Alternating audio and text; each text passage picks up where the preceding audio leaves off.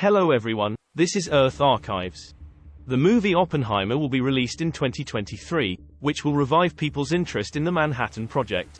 But today we are going to talk about 5 short stories about him. Let's learn about him together. Before the show starts, please subscribe, share, and turn on the little bell. This will help us grow faster. Without further ado, the show begins. Let's dive into the riveting tale of J. Robert Oppenheimer, the brainiac behind the atomic bomb. Picture this, a young whiz kid from New York City, blazing through academia like a comet. By the time he's 23, he's got a PhD in physics under his belt. Talk about overachiever. But Oppenheimer's story is just getting started.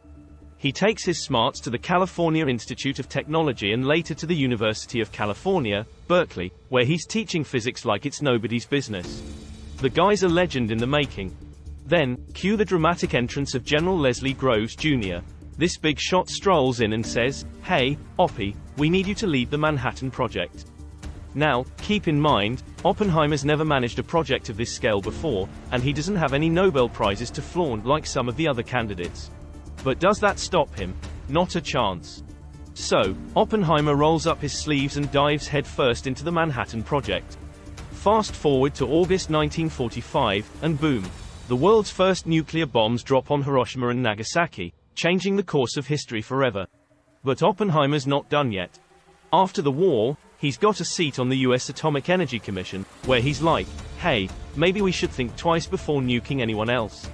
He's a voice of reason in a world gone mad, arguing against the construction of the hydrogen bomb and pushing for more oversight on nuclear weapons.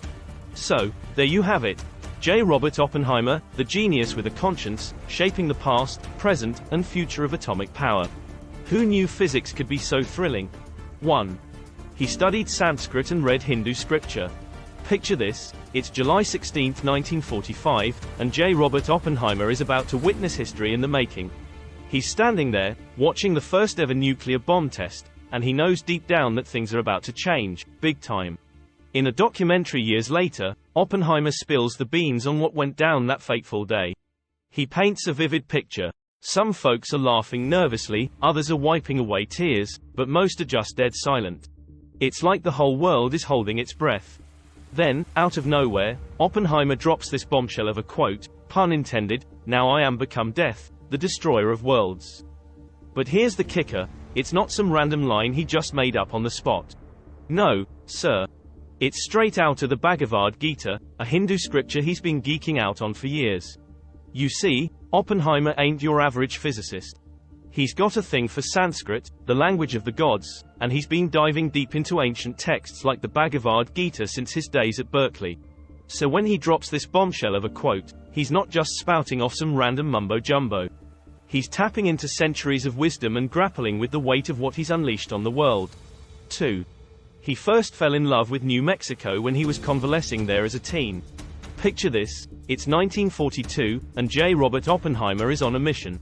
He's scouting locations for the Manhattan Project's super-secret laboratory, and he's got his sights set on one place in particular, the Los Alamos Ranch School in New Mexico. Now, you might be wondering why Oppenheimer chose this spot out of all the places in the world. Well, it's got a lot going for it. First off, it's isolated. Like, really isolated, which is perfect for keeping things hush-hush. But at the same time, it's not too far from a train track, so they can still sneak in supplies without raising any eyebrows. But here's the kicker, Oppenheimer isn't just picking Los Alamos because it ticks all the boxes. Nope, he's got a personal connection to the place. You see, back in the day, when he was just a teenager with dreams of Harvard dancing in his head, he got hit with a bad case of dysentery. Poor guy couldn't even make it to his first day of classes. So what does he do? His folks ship him off to a dude ranch in New Mexico to get some R&R. And wouldn't you know it, Oppenheimer falls head over heels for the desert. He spends his days riding horses and soaking in the sun, and before you know it, he's hooked. Fast forward a couple of decades, and Oppenheimer's back in New Mexico, but this time he's not there for a summer vacation. No sir, he's there to build a secret city, one that'll change the course of history. And where does he pick? You guessed it, the very same spot where he first fell in love with the desert, the Los Alamos Ranch. 3. He became interested in communism during the Great Depression. Back in the late 1930s, when the Great Depression was hitting hard and folks were itching for change, J. Robert Oppenheimer was right there in the mix, soaking up the spirit of the times like a sponge. Now, Oppenheimer wasn't just twiddling his thumbs during those turbulent years, oh no. He was out there rubbing elbows with the lefties, attending rallies, and throwing his weight behind workers' rights and leftist causes. But Oppenheimer wasn't just talking the talk, he was walking the walk too. He put his money where his mouth was, donating to the anti-fascist Republicans fighting in the Spanish Civil War and even subscribing to the People's World, a newspaper that was all about sticking it to the man. Now, here's where things get interesting. While Oppenheimer never officially signed up for the US Communist Party, he was surrounded by folks who did. His brother, Frank, was in on it. So was his girlfriend, Jean Tatlock, and even his wife, Kitty Puening. It was like a regular red party at Oppenheimer's house. But even though the US eventually joined forces with the Soviet Union during World War II, there was still some folks side-eyeing anyone with even a whiff of communism about them. See, there was this thing called the Red Scare back in the day, where officials were all hot and bothered about communists, socialists, anarchists, you name it. Now, Leslie Groves Jr., the big-shot army general who tapped Oppenheimer to lead the Manhattan Project, knew all about Oppenheimer's communist connections. But did he lose any sleep over it? Nah, not really. He figured it wasn't a big deal. But after the war, when the dust had settled and folks were looking for someone to blame, Oppenheimer's enemies saw an opportunity. They started slinging mud, painting him as a security threat because of his commie ties. Politics, ain't it a wild ride? 4. He was blacklisted during the 1950s Red Scare and lost his security clearance. Picture this, it's 1946, and the US is riding high on the post-war wave, flexing its nuclear muscles with the formation of the Atomic Energy Commission. Now, J. Robert Oppenheimer, the big brain behind the bomb, snagged himself a seat on this commission, and he wasn't about to waste it. Oppenheimer wasn't just there to rubber stamp things, though. Oh no, he had big ideas. See, he had a bone to pick with the whole idea of the hydrogen bomb. This so-called superbomb, that was like the big brother of the bombs dropped on Hiroshima and Nagasaki. This thing was 1,000 times more powerful, and Oppenheimer had serious concerns about what kind of Pandora's box it might open. But not everyone was keen on Oppenheimer's skepticism.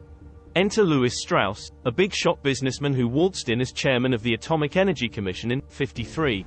Now, Strauss wasn't exactly Oppenheimer's #1 fan. In fact, he didn't take too kindly to Oppenheimer's anti-superbomb stance. So, what did he do? Well, he pulled out all the stops. In the midst of the second Red Scare, when folks were seeing communists behind every corner, Strauss decided to put Oppenheimer's loyalty under the microscope. He slapped together a security hearing faster than you can say, McCarthyism. Now, here's where things get juicy. The FBI, always lurking in the shadows, decided to lend a hand. They tapped Oppenheimer's phone, dug up all sorts of dirt, and threw it at him during the hearing. They said his commie connections made him a security risk. In the end, the government yanked Oppenheimer's security clearance, effectively putting him on the blacklist. And just like that, one of the brightest minds of his generation found himself out in the cold, thanks to the paranoia of the times. 5. Over 50 years after his death, the United States vacated the security clearance decision. Oppenheimer's fall from grace was swift and decisive. Once his security clearance got the axe in '54, his days as a government advisor were over quicker than you can say, nuclear fallout. His career as an advisor to the government of the United States was effectively over, remarks David E. Hollinger, a history hotshot from UC Berkeley. Sure, JFK threw him a bone with the Enrico Fermi Award in '63, but let's be real here, a shiny trophy doesn't buy back your security clearance. Oppenheimer might have kept busy scribbling about physics and nuclear stuff, but he never got back in Uncle Sam's good graces. That is, until the Department of Energy finally saw the light in December 2022. Yep, you read that right, almost 20 years after Oppenheimer kicked the bucket, they decided to admit they messed up. Turns out, that whole hearing thing back in '54 was about as fair as a one-legged horse in a glue factory. What do you think about this story? Please leave your comments. See you in the next episode.